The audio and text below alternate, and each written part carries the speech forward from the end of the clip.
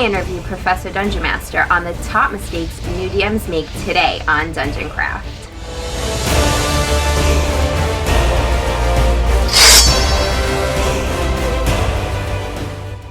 Hi, I'm Maria, and welcome to the 200th episode of Dungeon Craft. And I'm Deathbringer. Subscribe by hitting the bell icon and wait, what happened to the nerd guy? As some of you may already know, I'm one of Professor DungeonMaster's players, and I want to run my own game of D&D. So for the 200th episode, I thought it would be interesting to sit down with the professor and ask him just how to do it.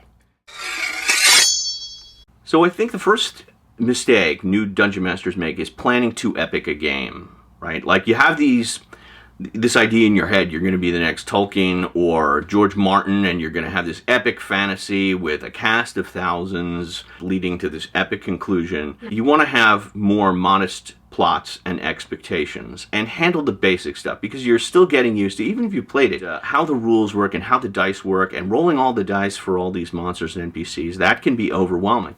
I also recommend using pre-published modules. The starter set has the Lost Mines of Phandelver, which is an excellent scenario. And although some people frown, they think like using pre-written modules is cheating for some reason, a pre-written module will show you things like how do you write description? How do you do the stat blocks?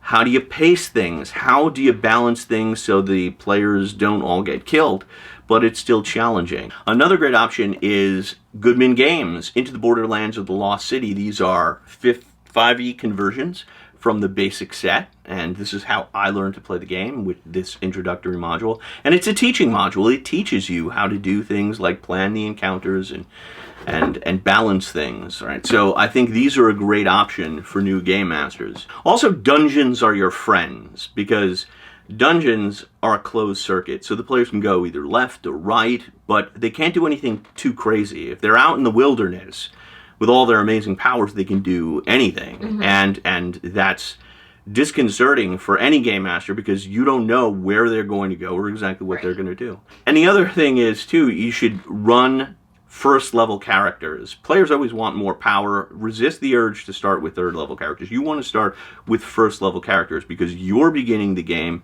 They should be beginning with new characters because otherwise the spells and the powers that they have are going to be overwhelming to you. You really have to wade into the water before you start going surfing on tsunamis.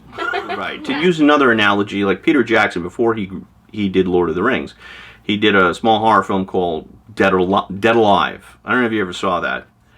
It's good for a zombie film. You could see the talent was there, but it's a very small film. And same thing with any great film director like a Scorsese or great musicians like AC/DC and the Rolling Stones. Like AC/DC started by playing Chuck Berry songs. They still say that, like play it like Chuck. And the Rolling Stones did all blues songs, and you got to put in the time and play other people's music and learn how it's structured before you can write Back in Black or Sympathy for the Devil. The other thing is to plan a mini-series. You don't plan out a movie series. You plan a mini-series. You want to run maybe 4 or 5 sessions and close it up because Wizards of the Coast, their data shows that people only play Dungeons & Dragons a campaign till most Dungeons & Dragons campaigns stop before they reach 9th, 10th level, right? Which means if you played every week, that's only about 4 or 5 months. A television show, a television drama, will tape 22 episodes. This is about 22 hours worth of material.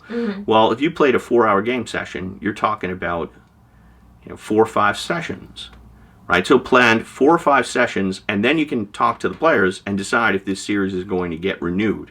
So plan a conclusion at the end of that. Like, you don't want to plan a conclusion, an epic conclusion against the evil lord, whatever, to take place a year from now. It should be in 5 sessions. And if they kill the evil bad guy or whatever at the end, then you can either have them escape or come back, or they weren't the real evil lord. There was some sort of more evil person behind them.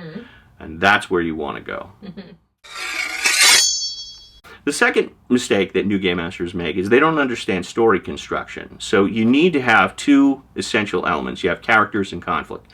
The players bring the characters. What the Game Master brings is the conflict. Those are the essential elements of story structure. I just had a video called DMs Are Not Storytellers, and I believe that, right? The players bring the characters, the Game Master brings the conflict, and together the story naturally emerges. The Game Master doesn't really create a story, but many Game Masters don't understand what a conflict consists of, and it's got two parts. It's got an objective, and it has a time limit in which that objective has to be achieved. So if you watch Lord of the Rings, it's not just they have to take a ring and drop it into a volcano. They have to bring the ring through hostile territory and throw it into the volcano before it's too late. Star Wars, they have to rescue the princess and destroy the Death Star before it becomes fully operational, and it's too late. Right. The Avengers have to get the Infinity Stones and the Gauntlet from Thanos before it's too late. Right. And if you don't have those two elements, then your players will be wondering where the adventure is. And if you've ever played a game that is boring and you felt it moved too slowly or dragged on or had no point, if you ask as a player, was the objective clear from the beginning of the scenario? And was there a time limit? The answer is going to be no. So let's say you have a simple plot, right? You've got a haunted castle, and underneath is a dungeon, and you want the players to go there. Now, if you just have them arrive in the village, and the villagers say, well, there's this haunted castle on the hill, they're not necessarily going to want to go there. But if the villagers say, you have to go to the haunted castle because the other day these monsters came down and they dragged off 10 of our villagers, well, now you've got a conflict. But if they say they dragged off 10 of our villagers and tomorrow is the blood moon, it's an eclipse that occurs once every 5 years, and we know they're going to sacrifice these villagers to their blasphemous gods and devour them. You know, they're going to ritually eat the villagers. Now you have a time limit. They have to do it within 24 hours. And that's going to provide the narrative drive, and it's going to be a much more compelling scenario. For sure. That's very clear. I'm a big believer in that the players, they need to know what they're supposed to accomplish within really the first 10 minutes of the game. Yeah. The third mistake is you have too many players. You invite too many people. So back in the day, when D&D wasn't cool, and you had like rotary phones, it was hard to contact other players and convince them to play. But now, when you send out the text, hey, I want to run a D&D game, you might get 9 or 10 friends showing up at your table. So what you want to do is you want to restrict the number of participants. So I run regularly, and you play in the games where we play with 5, 6, 7 people. But only really experienced game masters can do that. And even some game masters I know, they're very experienced, they're terrific. They won't run more than 4 people because it takes a certain amount of time to get around the table. So I'm going to give you an exact number, and the number is 3. Right? You want 3 players because 3 players are enough to feel like a group. You have differences of opinion and a lot of opportunities to collaborate with one another. But it's not too many people that it takes too long to get around the table, right? Especially with 5th edition where so many characters are spellcasters. Spellcasting takes a lot of time. I would limit the number of spellcasters with the group. But if you don't want to do that, especially, don't play with more than 3 people. 3 people is the perfect number for the new Dungeon Master so that everybody gets a turn and the turns go really quickly. And at the same time, the Game Master learns how to balance and cut between the people, and eventually you can expand the group to more. The 4th mistake new game masters make is attempting to use all the rules. There are many rules in 5th edition Dungeons & Dragons that are completely optional. Players love feats, for example, because they allow their players more powers. But that is an optional rule. You don't have to include it. And if you're a new game master, I would advise you not include it. I would advise that you use the rules that come with the basic set, which restricts players' choice to basic characters and basic races, and there's no feats, and that limits their choices. But it's called the basic game, not just for the players, but it's for the game master as well. Even if you and your friends, you're all experienced, but you've never run a game before, well, you're at basic level in terms of a dungeon master, so you should feel comfortable saying to your players, look, I'm new, so I just want to run the basic rules, and we're going to work within those parameters. And if your players are cool, they will understand that. If you have players who are like, no, I want to play my Hexborn Blood Oath Paladin, and you're not comfortable with that, that's one of the people that you're not going to play with. It's not going to be a pleasant experience for you. You want to make sure that it's easy for you. And if your players are real friends, they would understand that. And again, I would start the game at level 1 for the new characters. And I would even restrict play for your short campaign to levels 1 to 3. And maybe then you could expand to level 6, which is what the D&D Essentials box set does.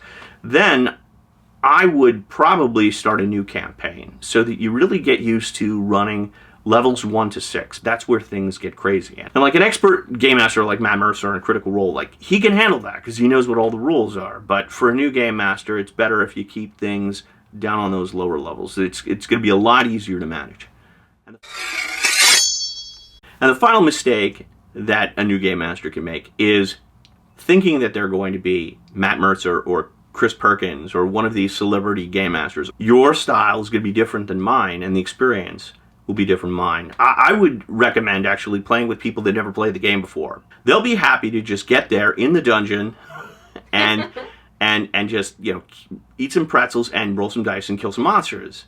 Right? If you have people who are experienced, then they come with expectations. They come with baggage. If you can help it, you want the beginner mind, and you want to just have fun with it. That's the most important thing. You want to have fun, play with people that you're comfortable with, and don't compare yourself to other more experienced game masters, because game mastering is one of those things that you can only become better if you fail at it and you struggle with it and you put in the time. You put in the requisite amount of time.